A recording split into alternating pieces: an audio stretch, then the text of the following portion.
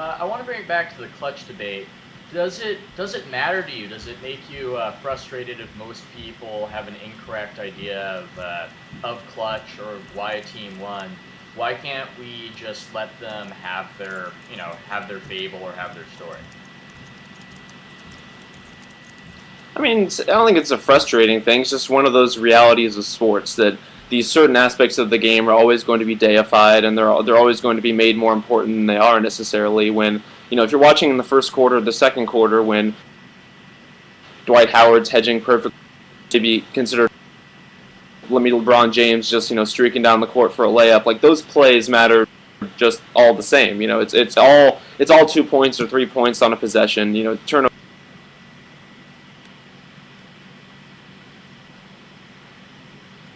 that the fact that people care more when the clock is getting closer and closer is that much debate. I don't think it's just the way people choose to view the game and make it spectacular for their own personal viewing experience.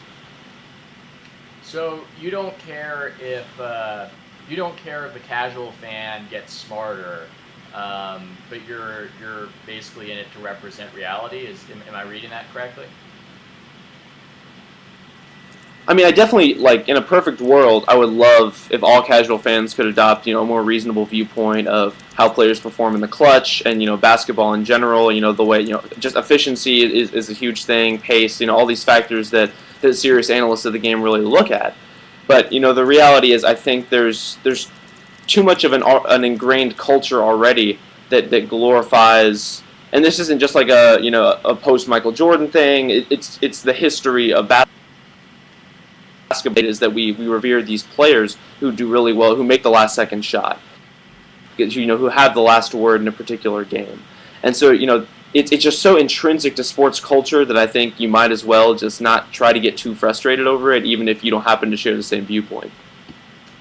Could you envision this culture of clutchness progressing and getting more nuanced to the point where we consider things that aren't scoring clutch, like if we consider defense clutch? Could you see that happening in the future? I can see that. That's definitely an evolution, an online presence that really heightens the availability of going to the league pass and pulling video, whatever they're doing to get video of players playing good defense out there. Because honestly, right now, I think there's more of a spotlight on defense than ever.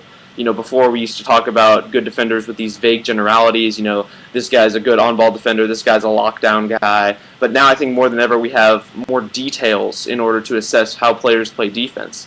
And so I think that, the more defense fully, incorporated into our appreciation of the game, the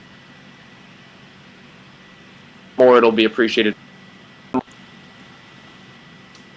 Do you think that we're going to get even more nuanced, where it's not just defense, but we're even highlighting how well guys set screens and do even down to that level? Do you think that the average basketball fan is going to be much smarter 10 years from now than we were back in the day before the internet was doing a good job of highlighting all this stuff? I think inevitably there'll be some spillover to the average fan, just the guy tuning in on a Sunday afternoon to watch the ABC doubleheader. I think inevitably, if you watch sports on a semi-regular basis, you'll pick a few things up from the way that basketball is talked about on the broadcasts and just the general discourse, whether it's at the water cooler or whether, checking Yahoo Sports in the morning or whatever. I think there will be some general spillover from that, but, at the same time, when people aren't really that interested in learning the nuances of the game and they just want to sit down and, watch LeBron, a couple years from now, in the future, those people aren't really going to care whether, a screen was set perfectly, whether it's in the clutch or not. And so, I think, maybe on a minute level there could be some very subtle changes in the way the casual fan views basketball, but on the whole I think it's pretty much going to be a similar experience to what we see now. Hey, Rob, thanks a lot. You've been awesome. We got one more question before we have to let you go, and that is, if Dirk was playing in a Rucker Park game, how many points would he score? I think. See, I could never see him doing anything like Durant did. I think maybe he would show up just because he likes the culture and likes playing basketball. He probably scored like 15.